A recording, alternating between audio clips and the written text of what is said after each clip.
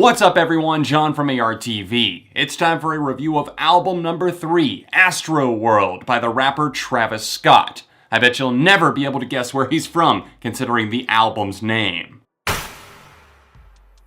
Astroworld is finally here. He initially teased this back in 2016 after completing and releasing his album Birds in the Trap Sing McKnight, an album that I really didn't care about, to be quite honest. That and his collab with the Migos member Quavo, Huncho Jack Huncho just really didn't do much for me at all. But however, I did really come around on his debut album Rodeo. I held out for the longest time for whatever reason. I just kinda at first felt like he was another generic trap rapper, but my feelings really changed as I saw that he was a lot more than that, and honestly that album has a lot of bangers on it.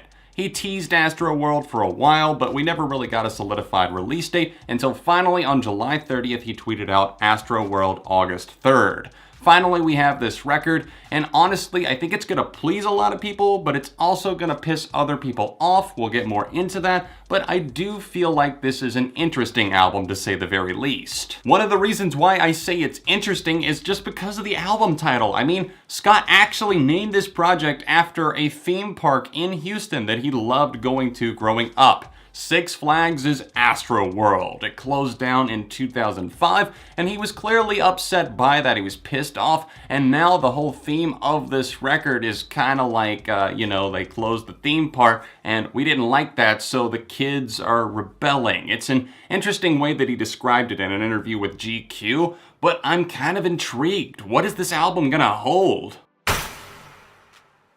Since Travis Scott described this album as like a theme park being taken away from the kids and the kids kind of saying, hey, we still want to have our fun, there is a rebellious spirit about Astroworld. But I wouldn't say that that's all that different from the projects that Scott already has out. Consistent trap-flavored percussion, deep bass, and Scott's range of slightly to completely auto-tuned delivery vocals glide over nearly every track, and tons of uncredited guest features pop up in the track listing. Everyone from Drake and up-and-comer Don Toliver to obviously The Weeknd being here. Frank Ocean was a huge surprise that I really didn't see coming. I mean, honestly, the first time I played it, I had to listen a little bit closer and I was like, yep, that's him, even though there are no guest features listed in the track listing on either Apple Music or Spotify. There are still a bunch of people all over this record. It's not just a no features, just Travis Scott, J. Cole type thing.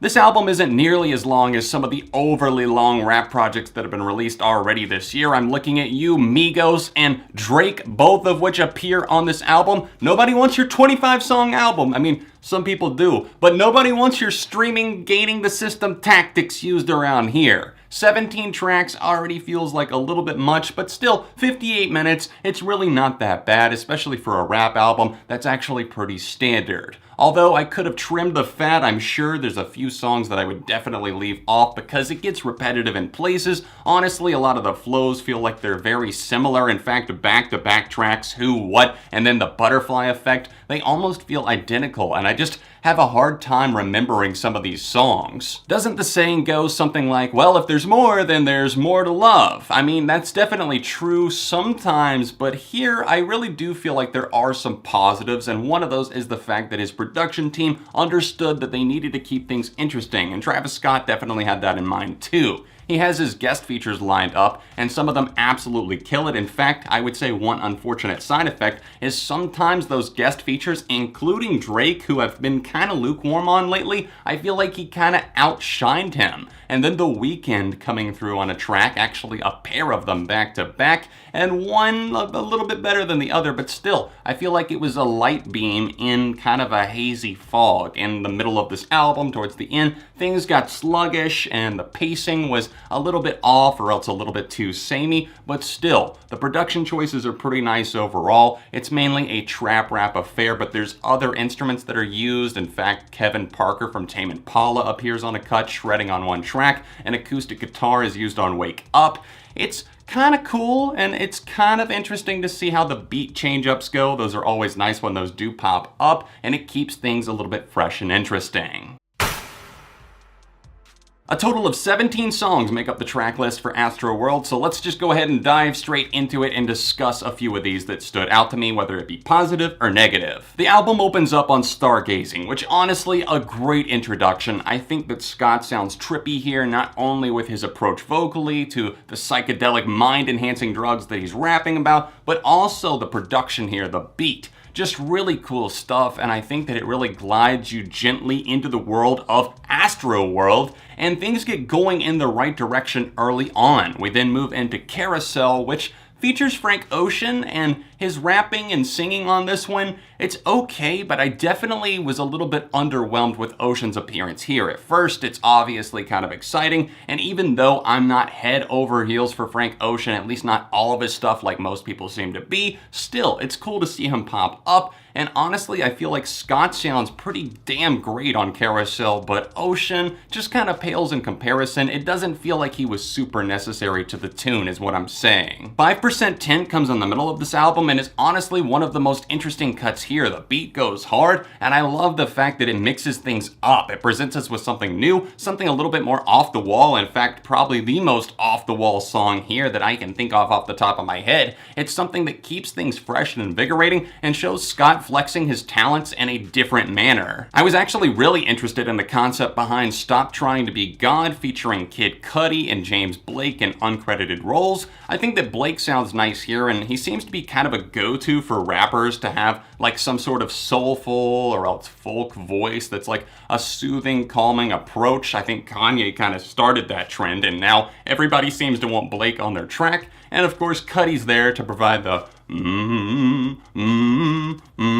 all the I'm doing it totally wrong. It sounds like I'm in a choir. What am I doing? You know what I'm talking about with Kid Cudi, and honestly, it was an interesting concept here. It sounded like he was kind of trying to dethrone someone, take them off their high horse and tell it like it is, but his flow feels a little more flaccid here, like he's not approaching it with enough fire as he should be. There should be anger in his eyes, and I don't feel that as much as I should as I listen to a track like Stop Trying to Be God. I think that the skittering production and also the start to the song showed promise, but I don't feel like he truly capitalized on it. ASTROTHUNDER definitely intrigued me because it has a co-writing credit with John Mayer. It definitely has kind of an atmospheric approach, especially in its last half. It's a shorter track, clocking in at about 2.5 minutes, and while it kind of fizzles out a bit, it's still something that I will defend. I like the choices here, and I like the fact that it offers kind of a wide array of instrumentation, something a little bit different for Scott, and it shows that he's kind of forward-thinking in some ways, opening up his mind with these outside collaborators, whether it be guest features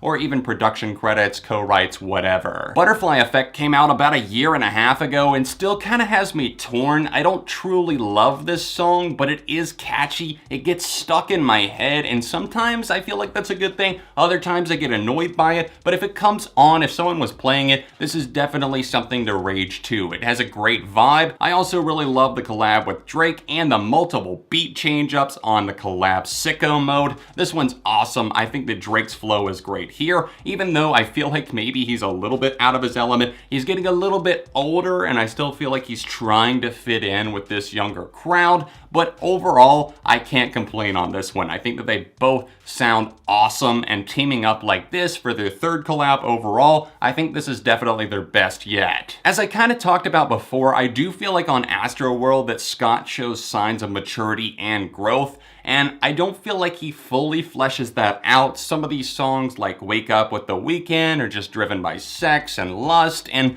that's fine. I mean, that song is definitely catchy, a total banger, but there's also other moments like NC-17 and some of these other cuts that just kind of get scattered all throughout the track listing that leave me wanting something more. I don't feel like he truly captured something on all of these tracks. And while I do love the fact that he's paying homage to Houston rappers on like R.I.P. Screw, some of these other moments that he like samples their voices on, and the fact that he just talks about loving his city, even using samples of people talking about theme parks and attractions from the real Astroworld that shut down, it's interesting, but it's not always extremely well executed.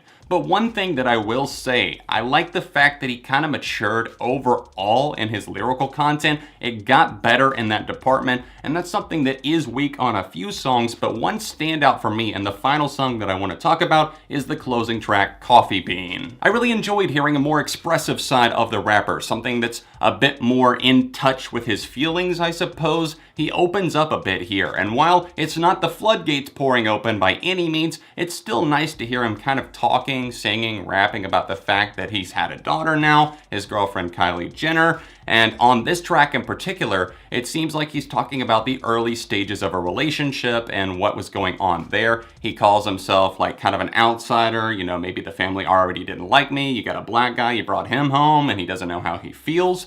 And then they kind of progress through the relationship, and he talks about where they are now, and obviously they have a child together, and it's something that he's very proud of. And while he does show growth on an excellent track like this, I don't feel like Astroworld overall showed enough of that. There was so much anticipation for this album, and I think that the hype has definitely become so real and so high, especially release week. I'm not sure how that will carry into the future. It's something where people are calling it instant classic, and I just feel like rap fans get so carried away. Everybody thinks everyone is the GOAT. Everyone thinks that everyone is just absolutely killing it on every song, and people need to calm down. People need to realize that not everything can be the greatest, and you change your mind every week seemingly. Every week there's a new rap album and everyone's saying, oh, this is the best ever. So a little mini rant there to say, calm down. Try to enjoy the album for what it is. If you truly feel that way in 6 months, then great. But stop calling it a classic and the album of the year when you've only heard it like once or twice. It's impossible. Astroworld had big ambitions, and while it definitely capitalizes on some, it kind of deflates on others, and I'm divided on this album overall. I think that this is a strong effort from Scott in some departments, and I like seeing the improvements and strides that he has made,